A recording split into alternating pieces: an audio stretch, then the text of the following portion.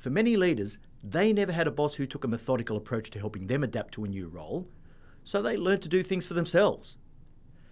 They don't necessarily mean to neglect you, they just don't really think about it.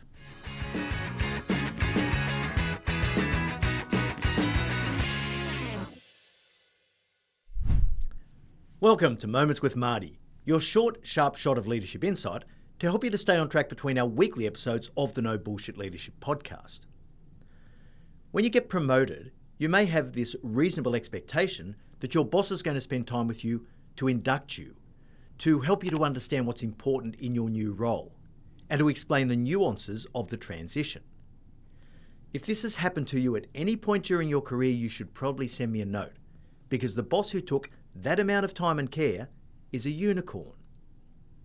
There are many reasons why your boss may not spend sufficient time or attention on you during your transition.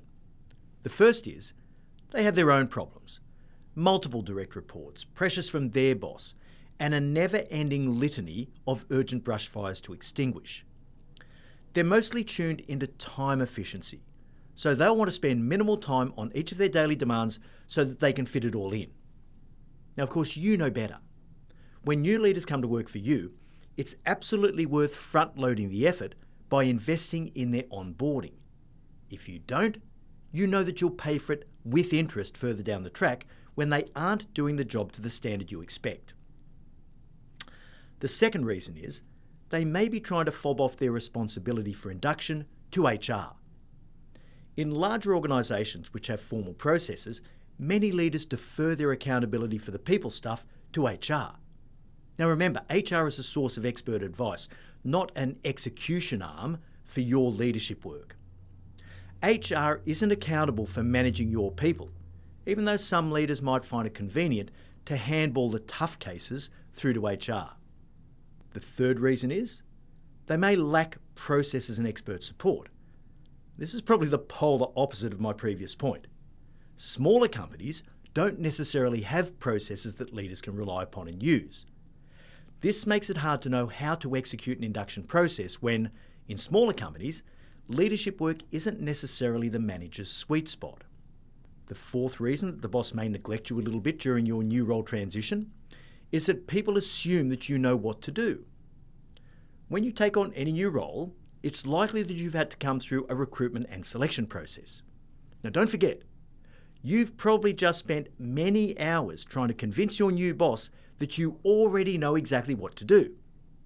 They could be forgiven for thinking that you are already self-sufficient after you've convinced them that you already know how to excel in the role. The fifth reason your boss might not give you enough attention is that they never had guidance, but they managed to figure it out, so they assume that you will too. For many leaders, they never had a boss who took a methodical approach to helping them adapt to a new role, so they learned to do things for themselves. They don't necessarily mean to neglect you, they just don't really think about it. And finally, number 6, they can't articulate what they do, so how can they tell you what's important? They may be struggling with their own transition, and they can't really explain what's different between levels. They just don't know. But they managed to survive by becoming more experienced, more resilient, and more confident that they could handle a job after each new promotion. So what's the answer? You need to take control. You need to work out what's required in order for you to be successful.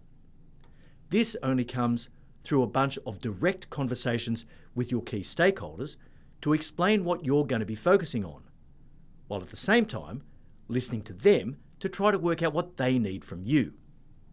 Have as many conversations as you possibly can in those early weeks and months to get clarity and to calibrate expectations, not just with your boss, but with every one of your critical stakeholders.